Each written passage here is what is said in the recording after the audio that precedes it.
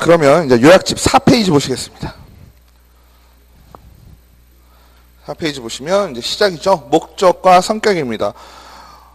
우리가 처음에 이 법을 얘기를 할 때 대상이 있고요. 뭐에 대해서, 그리고 마지막에 목적이 됩니다. 그래서 이 법은 누구를 겨냥한 법이냐면 공인중개사를 겨냥한 법이죠. 법 자체가 공인중개사법이니까 공인중개사의 업무, 공인중개사가 하는 일에 대해서, 그죠? 그 내용을 정하고, 그죠? 그 내용에 대한, 그 일에 대한 전문성을 제고를 하고 부동산 중개업을 건전하게 육성해서 국민경제 이바지함을 목적으로 한다라고 했습니다. 근데 우리가 다른 법이야 다 배우지만 우리가 같이 여기서 배우는 법이 부동산 거래 신고에 관한 법률이잖아요. 그죠? 뒤쪽에 나오는 부동산 거래 신고에 관한 법률과 비교를 좀 해보시면 공인중개사법은 공인중개사의 업무에 관한 사항을 정했고 부동산 거래 신고 등에 관한 법률은 부동산 거래 등에 관한 신고하고 허가에 관한 사항을 정했다. 예전에는 이 두 법을 하나의 법에 묶여 있었잖아요. 그래서 공인중개사의 업무 및 부동산 거래 신고에 관한 법률 이렇게 했었는데 공인중개사법, 부동산 거래 신고에 관한 법, 그래서 두 개를 나눴기 때문에 큰 차이가 있지는 않습니다. 같은 태생이기 때문에. 하지만 내용상으로 본다면 공인중개사는 공인중개사고 부동산 거래 신고는 부동산 거래 신고, 이 두 가지를 보시면 되시겠고요. 공인중개사법은 결국 공인중개사가 부동산 중개업을 하게 되잖아요. 그죠? 그래서 부동산 중개업에 관한 내용이 될 것이고 거래 신고는 거래 질서에 관한 것. 결론은 똑같죠? 국민경제의 이바지함을 목적으로 한다라고 나왔습니다. 그래서 두 개의 법을 이렇게 비교를 하시면 큰 문제는 없으실 것 같고요. 다시 공인중개사법으로 돌아오면 공인중개사법의 성격은 사회법, 기본법, 특별법, 국내법이다 했습니다. 그죠? 사회법이라는 건 뭐라 그랬냐면 우리가 여러분들 민법 배우시죠? 그죠? 민법은 우리가 사법이라고도 부르죠. 그 이유는 민법에서 규율하고 있는 내용은 어떻습니까? 개인 간에 어떠한 문제가 생겼을 때, 그죠? 개인 간에 문제가 생겼을 때 그 애로사항을 잘 풀어라 라고 하는 법이 민법, 즉 사법이죠. 그러면 사법에 반대되는 개념이 공법이죠.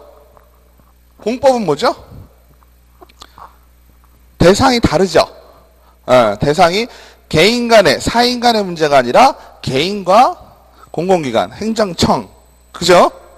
요런 부분에 관한 문제가 생겼을 때 푸는 방법이 우리가 공법이라고 했습니다. 그죠? 그러면 공인중개사법 같은 경우는 어떤 차이가 있을까? 공인중개사법은 기본적으로 지금 앞에 목적과 성격에서 누구에 관한 문제라고 그랬죠? 공인중개사라고 그랬죠? 공인중개사가 공무원인가요? 아니죠. 그죠? 자격을 가진 전문 자격사이기는 하지만 공인중개사가 공무원은 아니죠. 그러면 일반 개인, 사인이라고 볼 수 있겠네요. 그럼 거래 의뢰인이, 거래 당사자가 물론 공무원일 수는 있겠지만 거기서는 공무원의 신분을 얘기하고자 하는 게 아니죠. 그죠? 공무원의 신분이 아니라 개인의 신분으로. 그죠? 그러니까 공인중개사법도 결국 어떻습니까? 개인과 개인의 문제다라고 얘기할 수 있겠죠? 맞나요? 근데 중요한 건 뭐냐면 개인과 개인과의 문제에서는 기본적으로 어떻습니까? 사적 자치 원리라는 게 있죠. 그죠? 개인 간의 문제는 개인이 알아서들 풀어라. 개인이 협의한 사항대로 풀어라 라고 얘기를 합니다. 그런데 공인중개사법에서는 어떠냐면 공인중개사와 거래 당사자, 거래 의뢰인 간의 개인적인 문제를 똑바로 하지 않는다면 어떻게 됩니까? 제재가 들어오죠. 그죠? 즉 개인 간의 문제를 누가? 행정청, 공공기관에서 관여를 하게 된다라고 얘기를 합니다. 맞죠? 이럴 경우에는 개인 간의 문제지만 행정청과 관련이 있는 행정청과 행정청에서 제재를 하는 상황이 발생을 한다면 얘는 사법, 공법 얘기를 할 때 사법과 공법의 중간 정도에 있는 법이다 라고 얘기할 수 있다 그랬죠? 그래서 이걸 우리가 중간법, 사회법 이렇게 얘기했습니다. 그죠? 비슷한 게 뭐가 있다고 말씀드렸죠? 우리 일반적으로 흔히 얘기하는 노동법 이런 거 있었죠? 노동법은 누구와 누가 관계예요? 사장님하고 직원 간의 관계죠. 사장님하고 직원이니까 개인 대 개인이죠. 근데 사장님이 직원 월급을 안 주면 어떻게 돼요? 급여를 안 주면 직원이 어디로 쫓아가요? 노동청 쫓아가죠. 노동청 쫓아가면 노동청에서 어떻게 합니까? 사장님한테 급여 주세요 라고 얘기합니다. 그죠? 확실히 줘야 되는데 안 주는 거면 어떻게 돼요? 나중에 노동청에서 기소 의견으로 검찰로 송치해버립니다. 그죠? 기소 의견으로 검찰에 송치했다는 얘기는 기소될 수 있다는 얘기죠. 그죠? 그러면 법원에 판결을 받을 수 있다는 얘기고, 법원에 판결을 받으면 어떻게 돼요? 벌금이나 징역형 나오겠죠? 그럼 나오면 어떻게 되는 거예요? 전까지 되는 거예요. 그죠? 검사가 기소를 한다는 건 사회적으로 문제가 있다라고 판단할 때 기소한다 그랬죠? 즉 개인 간의 문제, 사장님과 직원과의 문제를 어떻게 되는 거예요? 처벌을 받게 되는 거잖아요. 누가? 공공기관에서 관여를 해서. 우리 법도 그런 측면에서 본다면 중간법, 사회법이다라고 얘기를 한다는 얘기죠. 아시겠죠? 그 다음에 두 번째는 기본법입니다. 기본법과 세 번째 있는 특별법, 이 두 가지의 차이는 뭐죠? 여러분들 식사를 하셔가셔도 그죠? 기본 주세요 하는 거 있고요. 그죠? 스페셜 주세요라고 하는 경우 있죠. 맞죠? 그럼 기본 주세요는 어떤 거예요? 그 식당의 기본이죠. 그죠? 우리가 식당을 가서 기본 주세요라고 하는 건 그 식당 메뉴의 기본을 얘기를 하는 거고, 스페셜 주세요 하는 거는 좀 더 좋은 거라든지 좀 더 특정되어 있는, 그죠? 횟집에 갔는데 일반 모둠에 주세요 하는 거 있고, 그죠? 나는 해산물 전복을 좋아하니까 스페셜 전복 주세요 이렇게 얘기할 수 있겠죠? 전복만 따로. 맞죠? 그런 식이 되는 겁니다. 즉 공인중개사와 관련해서는 공인중개사법이 뭐가 되겠어요? 기본, 부동산 중개와 관련해서는 기본법이 되겠죠. 맞죠? 그런데 우리가 공인중개사와 거래 당사자의 문제를 해결한다. 사인 간의 문제이다. 그러니까 기본 베이스는 사람과 사람과의 문제니까 무슨 법이 되겠어요? 민법으로 풀어야 될 거 아니에요, 원래는. 맞죠? 사람과 사람과의 관계니까 민법으로 풀어야 되는데, 민법으로 푸는 여러 가지 주제 중에 부동산 중개와 관련되어 있는 공인중개사법은 민법의 측면에서 본다면 어떻게 되겠어요? 좀 특정되어 있는 법이라고 볼 수 있겠죠? 이해되시죠? 우리가 부동산 중개라는 세계에 들어왔을 때는 이 법은 그냥 기본이 되는, 우리 부동산 중개의 세계에서는 기본법이지만, 그죠? 사인 간의 관계를 규율하는 민법의 세계에서 본다면 우리 법은 약간 특정되어 있는 법이다. 그래서 공인중개사법, 중개법, 부동산 중개 요 세상에서는 일반법이고, 민법과의 관계를 본다면 민법에 대한 특별법이다 라고 얘기할 수 있겠죠? 맞죠? 우리가 뒤에 가서 배우지만 임대차 보호, 주택임대차 보호법 있죠? 주택임대차 보호법은 뭐죠? 민법에 관한 특별법이죠. 그래도. 그죠? 왜? 임대차 보호법이니까 집주인과 세입자의 관계잖아요. 집주인과 세입자의 관계도 기본적으로 사인 간의 관계니까 민법으로 풀어야 되잖아요. 근데 그 여러 민법, 여러 가지 다양한 주제의 민법 중에 그 임대차에 관한 것만 따로 법으로 풀어놓자라고 한 게 임대차 보호법이잖아요. 그러니까 민법에서 본다면 임대차 보호법도 특별법이고, 공인중개사법도 특별법이고. 이해되시죠? 개념이. 그 다음에 국내법이다. 국내에 있는 중개대상물에 대해서 적용된다. 외국에 있는 중개대상물 적용이 안 된다라고 했습니다. 그죠? 이 법은 국내에 있는 중개대상물입니다. 우리 법에서는요, 용어의 정의를 할 때 항상 뭐랬죠? 부동산에만 쓴다 그랬어요? 잘 안 쓴다 그랬어요? 잘 안 쓴다고 했습니다. 공인중개사법에서는. 그죠? 부동산이란 말 대신 어떤 걸 사용한다? 3조에 나오는 중개대상물이란 말을 좀 사용한다라고 했습니다. 그죠? 그래서 다음에 중개대상물 나오는데요. 첫 번째, 중개대상물, 중개대상 권리, 중개대상 행위 사이의 관계라고 할게요. 자, 보시면 우리가 A와 B와 C가 있다. A와 B가 C가 있다고 했을 때 A, B는 뭐라 그랬어요? 거래 당사자입니다. 그죠? 거래 당사자고 C는 뭐가 된다 그랬죠? 공인 중개사. 그죠? 이렇게 표현을 했습니다. 그죠? 그러면 A와 B와 C가 이렇게 있을 때 A, B 사이에 어떠한 관계가 존재하고 A와 C, B와 C 이런 관계가 존재한다라는 얘기 했었죠. 그리고 A와 B 거래 당사자 간의 계약을 할 때는 항상 뭐가 있다? 중개에 대한 대상이 존재한다. 그죠? 그래서 이걸 우리가 중개 대상물이라고 표현을 했습니다. 그죠? 그래서 공인중개사 입장에서는 A와 B 사이를 조율을 해주는 거잖아요. 그죠? 조율을 해주고 A가 가지고 있는 여기를 우리가 도인, 임, 대인 이렇게 표현했죠. 여기는 수인, 임, 차인 이렇게 표현했습니다. 그죠? 그러면 A와 B 사이의 관계를 조율을 하는데 어떠한 대상에 관해서 한다. 그래서 요거를 우리가 중개 대상물이라고 표현을 했죠. 맞죠? 그래서 중개 대상물은 토지, 그 밖에 토지에 대한 정착물, 그죠? 그 다음에 임모, 공업재단, 광업재단 이렇게 표현했었어요. 그죠? 중요한 건 그 중개 대상물이라고 우리가 표현했던 아이들의 권리가 가는 거죠. 그죠? 동산 같은 경우는 어때요? 동산은 돈 주고, 그죠? 그거에 대한 점유로서 내가 소유권을 가지게 되는데 얘 같은 경우는 어때요? 소유권 이전이라고 할 때도 그 권리에 대한 부분이 이전이 되어 있는 얘기죠. 맞죠? 그래서 중개 대상 4페이지 보시면 매도인, 소유권, 매수인, 토지, 매매 뭐 이렇게 쭉 나오죠? 갑을, 병 이렇게 나옵니다. 그죠? 그러면 중개 대상물이라는 것은 이것을 얘기를 하는 것이고, 그죠? 중개 대상에 대한 행위는 뭐예요? 중간에서 조율하는 거죠. 법에서는 뭐라고 표현했나요? 우리가 공인중개사는 뭐래라? 알선을 해라. 그죠? 알선을 해라. 중개행위를 해라 라고 표현을 했었습니다. 그죠? 그래서 사례를 한번 보실까요? 하나의 거래에서 중개대상물과 중개대상 권리, 중개대상 행위가 모두 등장한다.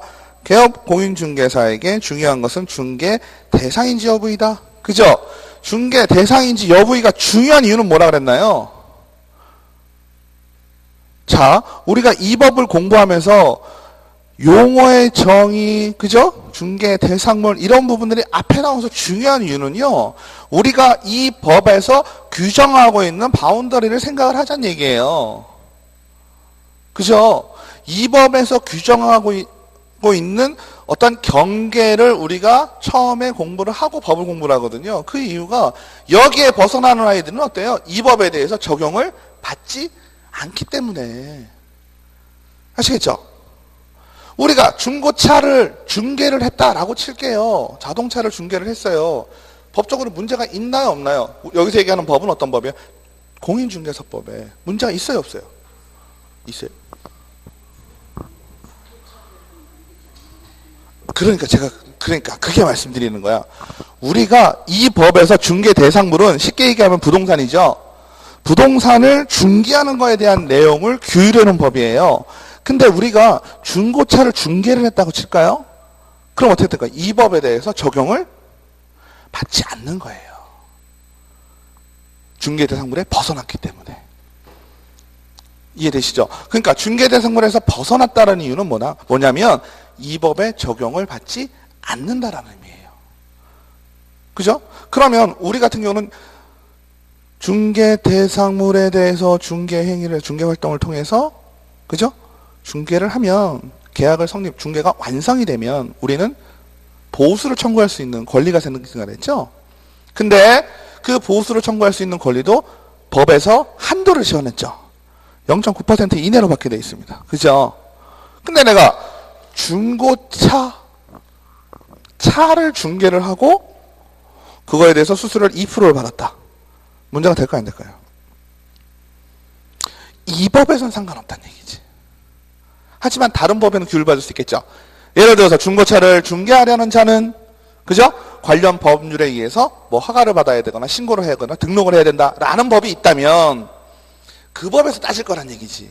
우리 법하고는 상관이 없다는 얘기죠. 우리 법의 테두리에서 벗어나게 된다는 얘기예요. 그래서 여기서도 뭐라고 나오냐면 5쪽에 보시면 개업공인중개사에게 중요한 것은 중개 대상인지의 여부이다. 따라서 중개 대상물인 것은 이라고 물어봐도 중개 대상물과 중개 대상 권리, 중개 대상 행위를 모두 살펴봐서 세 가지 모두가 오케이야 돼야지 지문이 된다.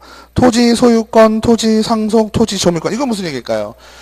지금 말씀드린 건 우리가 중개 대상물에 대해서 우선 기본적으로 우리가 알고 있는 중개 대상물이어야 되고요.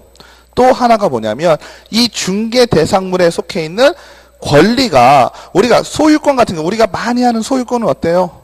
당연히 중개 대상이 될 수 있는 권리지요. 우리가 중개 대상이 되는지 안 되는지를 확인하는 방법은 뭐예요? 내가 중개를 할 수 있는 여지가 있냐는 얘기잖아요. 예를 들어서 상속이다. 상속은 뭐예요? 법적 상속인이 그죠? 법률적 근거로 인해서 받는 거잖아요.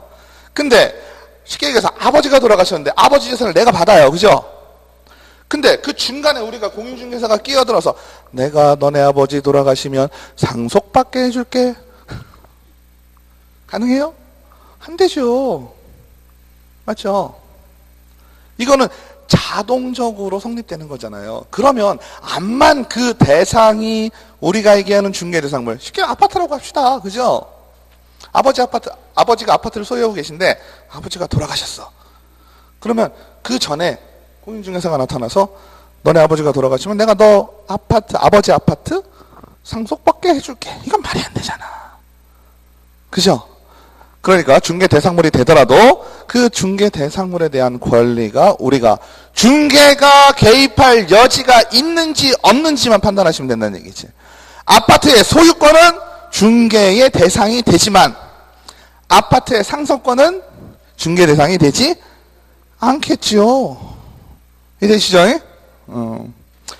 그래서 5페이지 넘어가시면 중개 대상물 판단 기준 토지 건축물, 그 밖에 토지의 정착물, 임목, 광업, 재단, 공장, 재단 이렇게 되어 있습니다. 그래서 아닌 것은 우리가 민법에서 선박, 항공기, 자동차, 그죠? 등기가 비화하는 거는 우리 준부동산이라는 얘기를 했어요. 그죠? 근데 공인중개사법에서는 중개대상물에 포함되는 거예요? 안 되는 거예요? 부동산이라는 말 자체에는 포함될 수도 있을 수 있겠지만 우리가 얘기하는 중개대상물에는 해당 사항이 없다. 그죠? 그래서 선박, 항공기, 자동차, 항만, 운송, 사업, 재단, 어업권, 권리금, 대토권. 권리금 같은 게 중요하다고 그랬죠? 그죠? 권리금은 중개 대상물과 부수되는 계약으로 성립이 되지만, 그죠? 공인중개사법에 영향을 받지 않기 때문에 수수료를 협의에 의해서 받을 수 있다. 법에 정해놓은 한도 이내로 받지 않고 그 이상 받아도 문제가 없다라고 했습니다. 그 다음에 중개 대상물인지를 아닌지 판단할 때, 그죠? 무주의 부동산, 청와대, 남대문, 그죠? 저의 꿈이 청와대 한번 중개해보는 겁니다. 라고 하면 어떻게 되는 거예요? 말이 안 되는 얘기죠. 그죠? 그 다음에 내 집을 팠는데 석유 나온다 그랬죠? 마당 한번 파보세요. 석유 나올 수 있어요. 그죠? 석유 나오면 어떻게 돼요? 그 누구 거예요? 안타깝게도 제게 아니죠. 석유 나오면 어떡하라 그랬어요? 빨리 덮으라 그랬죠. 빨리 덮으라 그랬습니다. 그리고 죽을 때 이제 아들내미한테 쓱 얘기해주고 언젠간 좋은 세상 올 거야 이러면서. 그죠? 그래서 국유는 중개대상물이 아니고 사유일 경우, 그죠? 개인 재산만 가능할 거 아니에요. 국가 거는 중개가 가능하겠어요? 불가능하겠어요? 불가능하겠죠? 그 다음에 일필 토지의 일부 건물의 일실은 사유 중개대상물이 해당된다. 건축물, 기존의 건축물, 중개대상물, 동호수가 특정된 장래 건축물, 이거 중요했었죠? 어떻게 했었나요? 우리가 중개대상물을 얘기를 할 때 쉽게 얘기하면 뭐예요? 우리가 나서가지고 중개를 할 수 있는 게 중요한 거잖아요. 그러면 여러분들 분양권, 입주권 얘기 많이 했었잖아요. 다시 한번 해볼까요? 우리가 일반적으로는 어떻습니까? 선분양, 후시공이죠. 선분양, 후, 시공이에요. 그죠? 선분양, 후시공이니까 어떻게 돼요? 아파트가 있어요, 없어요? 벌판에 아파트? 없죠? 아파트가 없는 상태에서는 어떻게 돼요? 분양을 했습니다. 그죠? 분양을 하면 어떻게 돼요? 당첨이 되고, 그죠? 계약금 넣으시죠? 계약금 동호수 추첨하죠. 없는 상태에서 내가 살 곳은 여기야 라고 지정이 되죠. 뭐 보고 가세요? 모델하우스 가서 이제 딱 모형 다 있잖아요. 그죠? 그래서 몇 호라 그러니까 아 여기가 우리 집이구나 다 보고 오시잖아요. 다 보고 오셨잖아요. 그죠? 그럴 경우에는 우리가 분양권의 개념으로 한번 생각을 할 수가 있고요. 입주권의 개념으로 생각을 할 수가 있습니다. 자, 보실게요. 분양권이라는 건 뭐예요? 내가 어디에 들어갈지, 그죠? 뭐가 돼 있어요? 특정이 돼 있죠? 그죠? 특정이 돼 있는데, 실제로 존재를 하나요, 안 해요? 실존은 하지 않죠? 맞죠? 실제로 아파트는 없지만 특정은 돼 있죠? 이럴 경우 이게 중개 대상물이 된다, 안 된다? 에? 된다라고 했습니다. 그죠? 된다라고 했어요. 근데 입주권은 어때요? 특정이 안 돼 있죠? 실존하지도 않죠? 그죠? 중개대상물 될까요? 안 될까요? 안 됩니다. 그죠? 이해되시죠? 지금은 뭐예요? 선분양 후시공이에요. 1번. 근데 어떤 경우에는 어떻습니까? 후분양하는 경우 있을 수 있겠죠? 그죠? 선, 시공, 후, 분양합니다. 그러면 이거는 토지에 아파트가 있는 거예요? 없는 거예요? 있죠. 그죠? 이럴 경우는 있습니다. 이럴 경우 분양권과 입주권을 따져볼까요? 분양권을 따지면 특정이 돼 있나요? 안 돼 있나요? 분양권 여기 딱 돼 있는 거죠. 이미 실존되어 있는 데다가 특정되어 있고 실제로 존재하고 있고. 그죠? 입주권은요? 입주권은 특정이 되지 아니한 거라고 그랬잖아요. 특정이 안 되어 있죠. 실존은 또 돼 있네. 그죠? 그러면 분양권은 볼 것 없이 저쪽에서 됐으니까, 그죠? 이쪽에서 상관없이 중개 대상물이 되겠죠. 그죠? 근데 입주권 이게 문제죠. 어떻게 될까요? 특정은 안 되어 있지만 실제로 존재한다. 이래버리면 중개대상물이 된다라고 했습니다. 그죠? 지금 뭐 아이고 분양권이 원래 뭐 전매제 아까 이런 건 지금 생각할 상황이 아니죠. 그죠? 분양권, 입주권. 즉 입주권이라는 건 뭐예요? 그 아파트를 들어가기 위한 입주자로서 선정된 지위 정도죠. 그죠? 그러니까 기본적으로 특정이 되지 않은 겁니다. 몇 동 몇 호인지 모른다는 얘기죠. 그죠? 근데 분양권은요. 내가 몇 동 몇 호 들어가는지 확정이 되어 있는 거죠. 그 아파트가 실제로 있건 없건이 중요하지는 않습니다. 그죠? 지어질 예정이라고 하더라도 실제로 있다 손 치더라도 내가 몇 동 몇 호에 들어갈 건지가 명확하게 되어 있는 거죠. 하지만 후분양일 경우, 후시공일 경우에는 어때요? 존재하지 않을 수도 있죠. 그래도 얘는 뭐가 가능하다? 중개가 가능하다. 아시겠죠?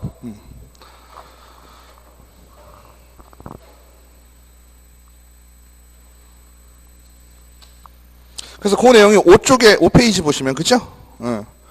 5페이지에 보실 수 있습니다. 그 다음에 중요한 건 택지 개발 시군에 이주자 택지를 공급받을 수 있는 지위. 이걸 뭐라고 그러죠? 이택지라기도 하고, 그죠? 대토권이라고도 하죠? 이주자 택지 받으실 수 있는 거는 단순히 뭐하고 갈까요? 아직 특정되지 않았죠? 그잖아요. 특정되지 않았으니까 얘는 뭐다? 중개대상물이 되지 않는다. 넘기실게요. 그 밖에 토지의 정착물, 임목, 광업재단, 공장재단. 광업재단, 공장재단, 임목 나오는데요. 임목은 뭐죠? 임목은 등기를 한 아이죠. 그러니까 명인 방법을 갖춘 아이가 있고 등기를 한 아이가 있었어요. 그죠? 명인 방법이란 건 뭐예요? 이거 내 거임이라고 한 거죠. 나무 껍질 벗겨가지고 제 이름 써놓으면은 이 나무가 누가 봐도 공시가 되죠. 그죠? 맞나요? 공시가 됩니다. 그럴 경우에는 중개대상물이 될 수 있다라 했어요. 그죠? 그거보다 더 확실한 방법이 있어요. 어떻게 하면 되겠어요? 등기해버리면 되겠죠? 나무 묶어서 등기합니다. 그럼 임목 등기를 걸친 임목의 수목의 집단, 그죠? 그럴 경우에는 아까 이름 써놓은 거하고 등기해놓은 거의 차이는 뭐라 그랬죠? 이름 써놓은 거는 공시가 되기 때문에 소유권이 누구 건지 아는 거죠? 그러니까 중개대상물이 될 수 있고, 임목 등기를 해도 마찬가지고, 그죠? 근데 중요한 건 등기를 하면 뭐가 될 수가 있어요? 저당권을 잡을 수 있는 거지. 그죠? 저당 등기가 되어 있기 때문에 그 차이는 있고요. 그 다음에 광업재단 공장재단 앞에 거만 보시면 되겠죠? 광업은 뭐예요? 탄 캐는 거잖아요. 석탄. 그죠? 탄 캐는 산, 뭐 예를 들어서 건물, 기계 이런 것들 다 말아가지고, 그죠? 한꺼번에 묶어가지고 하나의 재산으로 만든 거죠. 공장재단은요. 공장에 있는 기계, 설비, 건축물, 토지 이런 거 싹 묶은 거죠. 이거는 이렇게 재단으로 묶어보면 뭐가 좋아진다 그랬어요? 부동산의 가치보다 거기 들어있는 기계, 설비나 이런 가치가 더 높을 수도 있다 그랬죠. 그러면은 사업을 하시는 분 입장에서는 어때요? 이렇게 묶어서 하나의 재산으로 만들어 놓으면 저당권의 대상이 되기 때문에 뭐가 좋아요? 대출 받기가 쉽죠. 대출 더 많이 받을 수 있겠죠. 그죠? 그 다음에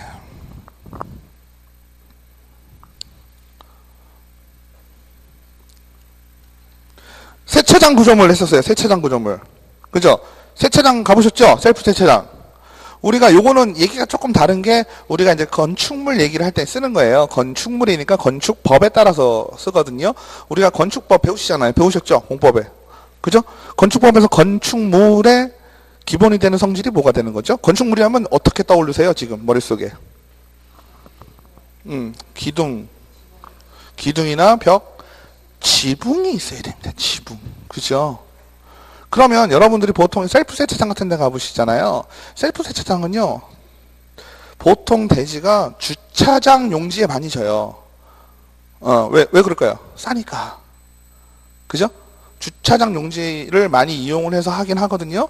그러면 주차장 용지를 이용을 한다는 건 건폐율이 안 나온다는 얘기거든요. 건폐율 용적률은 아시죠?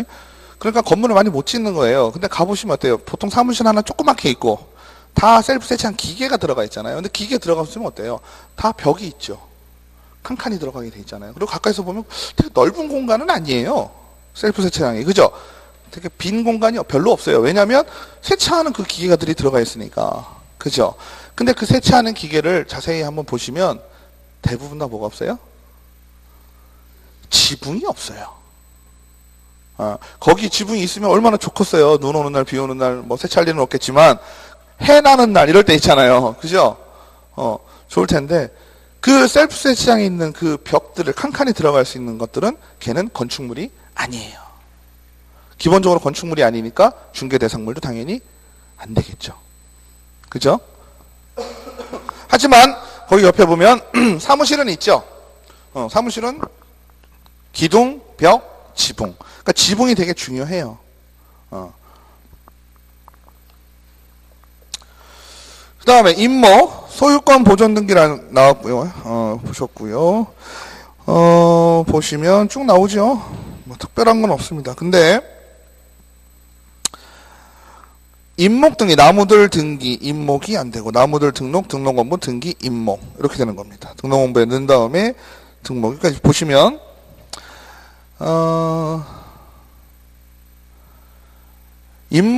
임목에 관한 법률 그 네모 박스 있으시죠?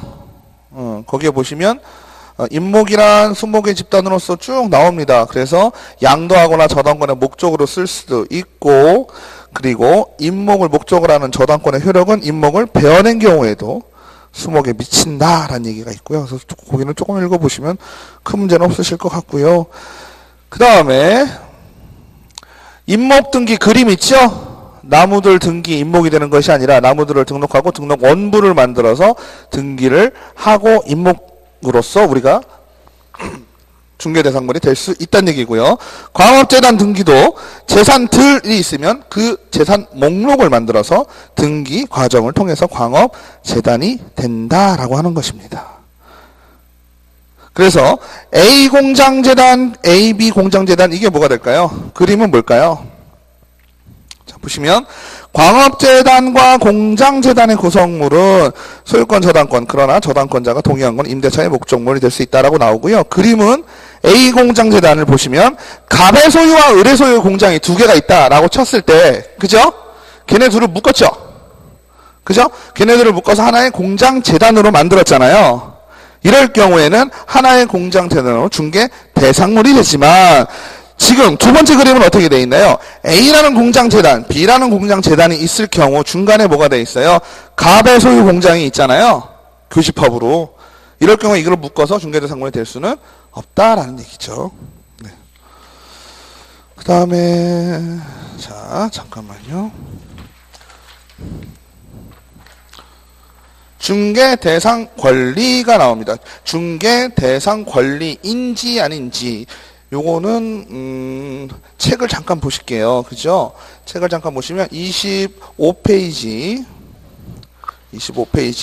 중개대상 권리인지 아닌지가 우리가 판단을 해야 그죠? 중개대상물인지 아닌지가 되는 거죠. 그래서 중개대상 권리에 해당되는 거 25페이지 보시면 돼요. 가장 쉬운 건 뭡니까? 소유권이죠? 내가 가지고 있는 소유에 대한 권리, 소유권이 중개대상 권리가 되는 것은 분명하고, 두 번째 나오는 건 뭐냐? 용익물권이죠? 사용, 수익할 수 있는 물건입니다. 그죠? 지상권, 지역권, 전세권, 중개대상 권리에 해당이 된다. 우리가 우리 법을 배우지 않아도 상식적으로 어떻습니까? 그죠? 전세권, 지역권, 지상권은 뭐예요? 토지 위에 있는 권리죠? 지역권은 뭔가요? 이용할 수 있는 권리죠? 그죠? 그러면 전세권은? 그죠? 내가 점유할 수 있는 거죠? 그걸 점유를 하고 나는 전세금을 줬기 때문에 그거에 대해서 점유할 수 있는 걸 등기해 놓은 거잖아요. 그죠? 임차권을 등기해 놓은 겁니다. 그래서 세 번째 저당권. 저당권은 뭔가요?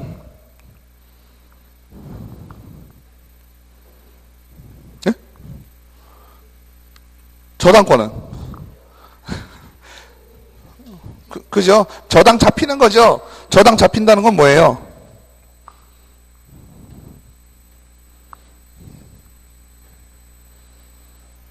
금전소비대차, 그죠? 돈 빌려주는 거죠? 그 돈을 빌려주고 빌려받는 과정에서, 그죠? 신뢰에 대한 신뢰를 더 갖기 위해서 물건을 맡기는 거죠. 그러면 저당권을 걸어놓으면 어떻게 됩니까? 소유권 이전이 안 되나요? 상관없죠. 그죠? 저당권 자체도 같이 다니는 거죠. 맞죠? 그러니까 소유권, 용유물권, 저당권 자체도 당연히 중개대상 권리에 해당이 될 수가 있다는 얘기죠. 그죠? 근데 우리가 책을 제가 보자고 하는 얘기는 저당권이 반드시 금전소비대차에 부수하여 이루어지므로 금전소비대차에 부수한 저당권도 중개대상 권리로 보았다. 하지만 금전소비대차 자체로는 중개할 수 없다라고 되어 있어요. 금전소비대차는 돈 빌려주고 받는 거죠? 그거 자체를 중개할 수는 없다. 그죠? 저당권 등의 담보물권이라는 표현을 쓰는데 이는 근저당권, 가등기 담보권을 염두에 두는 표현에 따라서 근저당권, 가등기 담보권도 중개대상 권리에 해당이 된다. 그죠? 그러니까 우리가 중개대상 권리에 해당이 되는 것, 뒤에 보시면 해당이 되지 않는 것 나오죠? 뭐만 보시면 되겠어요? 해당이 되는 것만 이해하시면 되겠죠? 맞죠? 그 나머지 것들은 어떻게 된다는 얘기예요? 나머지 권리에 대해서는 해당되지 않는다라게 되겠죠? 넘기시면 책으로 26페이지 보실게요. 그 다음에 임차권, 환매권. 임차권은 뭐 당연히 되는 건데 중요한 건 임차권은 무슨 권이죠? 물권인가요? 채권인가요? 채권이죠. 그러니까 우리가 시험 문제에 만약에 물권만 중개대상 권리이다 이렇게 나오면 얘기가 안 되는 거죠. 그죠? 분명히 임차권도 중개대상 권리이고 임차권은 채권관계지 물권관계가 아니죠.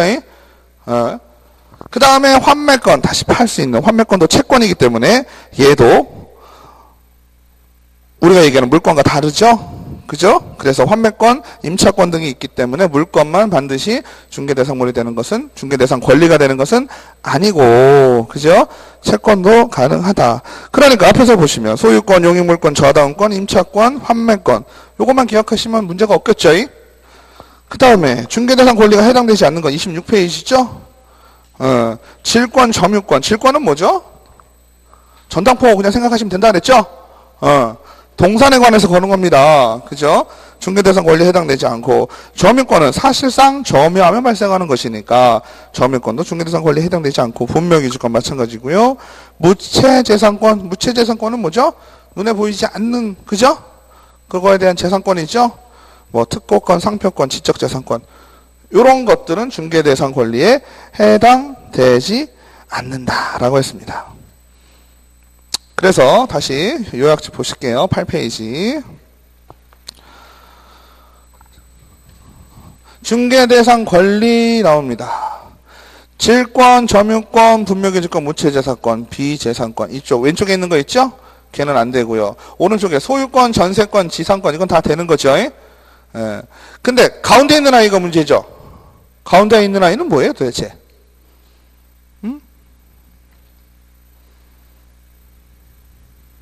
가운데 있는 아이는 뭘까요? 성립 자체로만 본다면, 그죠? 성립 자체로만 본다면 중개대상이 될 수가 없죠. 그죠? 유치권 성립하는 게 내가 중개해가지고 유치권 성립하게 할 수 있을까요? 없을까요? 있어요? 없지요. 유치권은 뭔가요?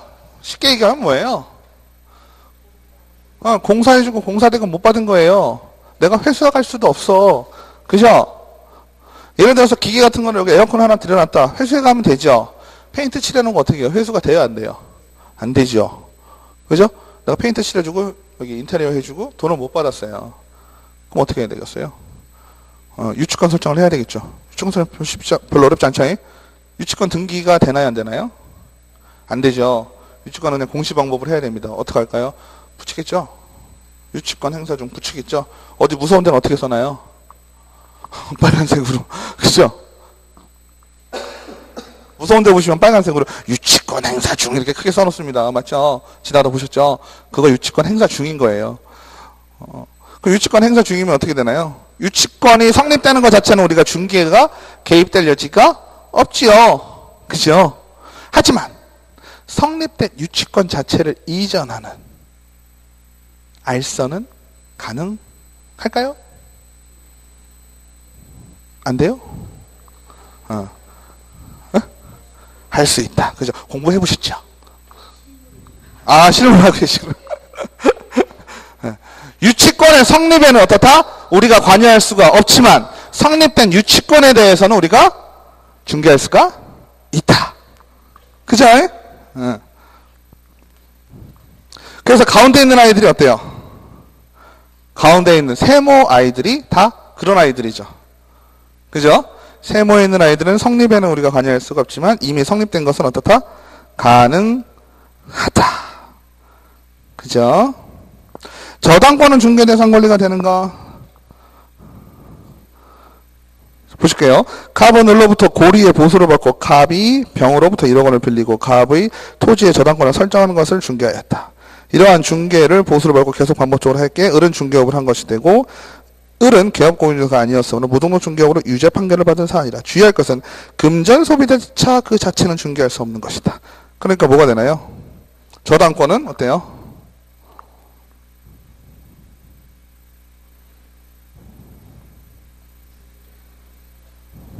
저당권에 대한 설정은 된다는 얘기예요? 안 된다는 얘기예요? 처벌을 받은 거예요? 안 받은 거예요? 지금? 받았죠? 처벌을 받았다는 얘기는 뭔가요? 중개대상물이 된다는 얘기가 되는 거죠. 그죠? 근데 여기서 주의할 것은 뭐라 그랬어요? 그 자체, 그죠? 고리의 보수 뭐 어쩌고저쩌고 다 필요 없죠. 우리가 계속 반복적으로 했다는 건 업을 했다는 얘기잖아요. 여기서 계속 반복적이란 말을 넣은 이유는 뭐죠? 계속 반복적이라는 건 어쩌다 한 번 했으면 중개대상이 중개법에 대해서 중개 행위를 한 것이 아니죠. 어쩌다 한 번 한 거는 계속 반복적으로 지금 했다란 얘기잖아요. 그죠? 그렇기 때문에 어쩌다 한 번 한 것이 아니라 계속 반복적으로 했기 때문에 중개업을 한 것이 되었고 개업공인중개사가 아니었다. 즉 등록을 하지 않았죠? 자격증을 취득했는지 안 취득했는지 중요하지 않다 그랬어요. 우리가 개업공인중개사이다 아니다는 뭐래라? 등록의 문제만 따지면 된다 그랬죠? 자격증이 있어야 반드시 등록을 할 수 있으니까 굳이 자격증을 땄네 어쩌네 이런 소리를 할 필요가 없이 등록을 했느냐 안 했느냐, 그죠? 요거만 따지면 된다라는 것이죠.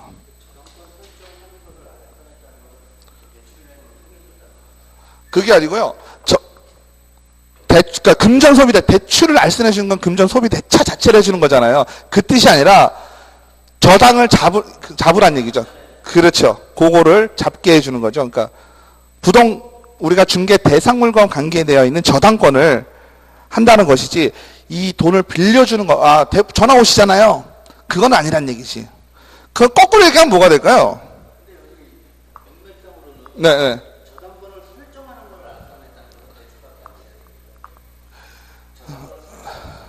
저당권을, 그러니까 이거를 문맥상, 그렇죠. 그러니까 이게 저당권을 설정했다라는 얘기는, 그죠?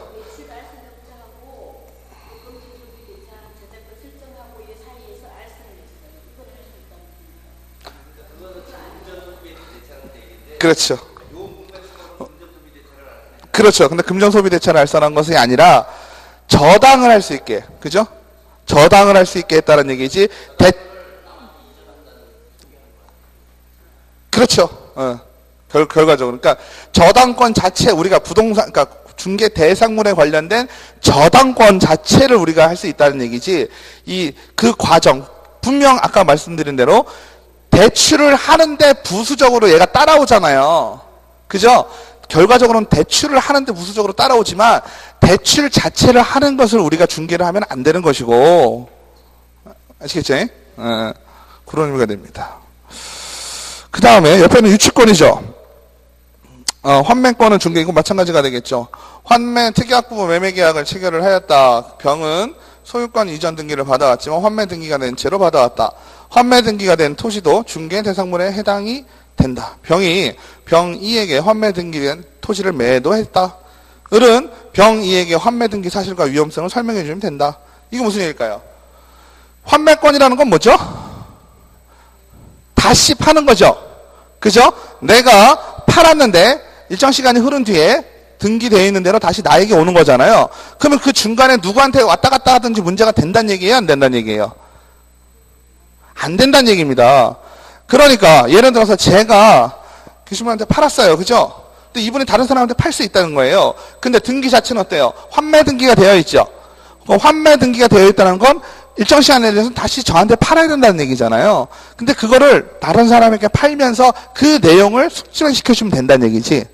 우리 저당권도 마찬가지죠. 얼마 잡혀 있어요 라는 거 얘기해주고 같이 넘어가죠.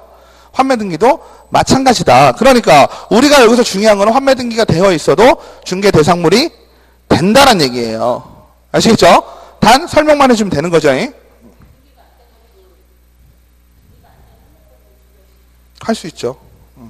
그 다음에 유치권은 중개 대상 권리가 되는 거. 유치권 아까 말씀드렸죠? 갑이 주택을 리모델링하였다. 그런데 주택의 소유자가 공사대금을 주지 않았다. 갑이 공사대금 채권에 기하여 주택을 점유하려면 유치권이 성립되는데 이처럼 유치권 성립의 중개는 가능하지 않다라 그랬죠? 성립 자체는 중개가 가능하지 않지만, 그러나 공사대금 채권과 유치권을 함께 병하게 이전한다면 을이 중개할 수 있기 때문에 유치권의 이자는 중개 대상 권리에 해당된다. 그죠? 여기는 유치권만 따로 다니는 게 아니죠. 그죠? 유치권만 따로 사고 파는 경우는 솔직히 없겠죠. 그죠? 뭐 친구 사이에서도 야, 나 저기 공사해주고 돈 못 받았는데 네가 그냥 가서 내가 너한테 줄 돈 그냥 그걸로 받아. 조금 잘 안 되죠. 그렇게 싫다 그러죠. 언제 받을지도 모르고. 그죠? 하지만 매매를 통한다. 유치권이 설정되어 있는 것을 매매한다. 그죠?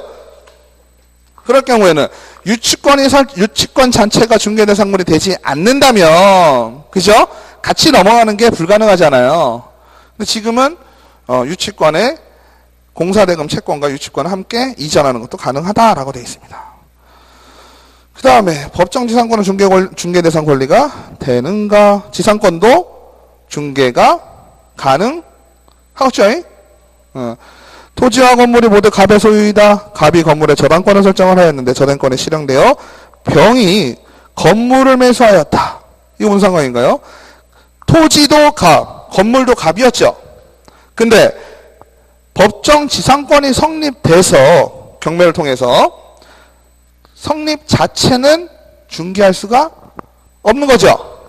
근데 성립이 돼서 소유권이 어떻게 된 거예요? 바뀌었죠. 그래서 땅은 누구 땅이에요? 땅은 갑의 땅이고 건물은 지상권은 병의 땅이 됐지. 병의 건물 지상권이 성립이 된 거죠. 토지와 건물이 다르네요. 그죠? 이 상황에서 우리가 병이 가지고 있는 지상권에 대해서 이 지상권을 중개할 수 있다는 얘기예요? 없다는 얘기예요? 있다는 얘기죠. 그러니까 땅은 못 팔더라도 건물은 팔 수 있는 거죠. 그죠? 그래서 옛날에 시골에 가면 어떻다 그랬어요? 종중이 가지고 있는 땅이 아주 많다 그랬죠. 그죠? 그 종중에서 그 동네 사는 사람들한테 뭐라 그래요? 다 지상권을 줍니다. 그죠? 그 지상권을 준다는 의미는 뭐예요? 땅은 내 땅이지만 그냥 집 짓고 살아 이렇게 한 거예요. 그죠? 그럼 집 짓고 사는 사람 중에 똑똑한 사람들은 어때요? 다 등기해버리죠. 맞아요? 그럼 지상권 성립했죠. 그럼 나중에 그 집만 어떻게 돼요? 매매가 가능하죠. 그래서 어떻게 해요? 토지를 갖고 있는 종중에게는 1년에 뭐 얼마씩 토지 사용료를 내고, 그죠? 건물은 매매가 가능합니다. 네. 네.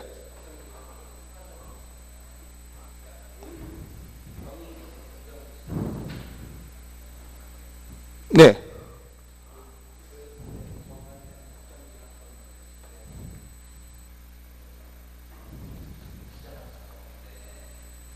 누가요?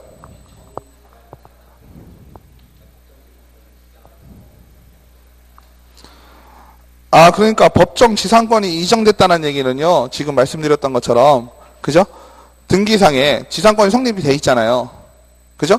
그거를 이런 정한테 이전을 해준 거잖아요. 이전이 되면 정은 계속 주장할 수 있죠? 대항력이 있죠? 네, 이전이 된 거니까. 그 이전하는 자체를 예를 들어서 쉽게 얘기하면 제가 중간에서 병하고 정이 있을 때 정한테 가서 이거 지상권만 해도 너 사는데 전혀 문제 없어. 그죠? 너 건물만 사도 충분해. 땅이야 1년에 10만 원만 내면 돼. 이렇게 내가 중개가 가능하다는 얘기죠. 대신 병한테는 너 이거 팔아. 지금 팔아도 되는 거야. 매매 되는 거야. 이렇게 얘기할 수 있다는 얘기죠. 그죠? 네? 등기해야죠. 네, 당연히 이전 등기를 하는 거, 보통 소유권 이전 등기를 하면서 가는 거죠. 예. 당연히 등기를 해야죠. 예. 명의시겠습니다. 그 다음에 점유권은 중개대상 권리가 되는가? 되나요? 아니죠. 점유권이라는 건 뭐예요? 그냥 내가 거기 이사를 들어가면 당연히 생기는 거죠. 그죠? 점유의 문제는 우리가 뭐 중개에 대한 문제를 따질 게 아니죠. 나중에 언제 따져요? 뭐 임대차 보호 보면 이런 데서 내가 점유했냐느냐 이걸 따져야 되는 상황인 거지. 여기서 따질 거는 아니죠. 그래서 중개 대상 행위는 법률행위고 법률의 규정에 의해서 계약, 단독, 합동행위는 아니고 채권계약, 물권계약 중 나옵니다. 그래서 이렇게 보시면은 될 것 같은데 아무래도 요약적으로 보시니까 좀 잘 안 되시죠. 처음 공부하시잖아요. 예. 안 되실 거예요. 그래서 책 보셔야 돼요. 예. 요약집이 좋긴 해요. 조금 이제 공부가 되신 분들은 요약집을 보면 이제 탁탁탁탁 들어와서 좋은데 지금 처음 시작하시잖아요. 그러면 책을 조금 보시는 걸 추천을 좀 드리고 동영상도 조금 보시는 게 좋을 것 같습니다. 그래서 네?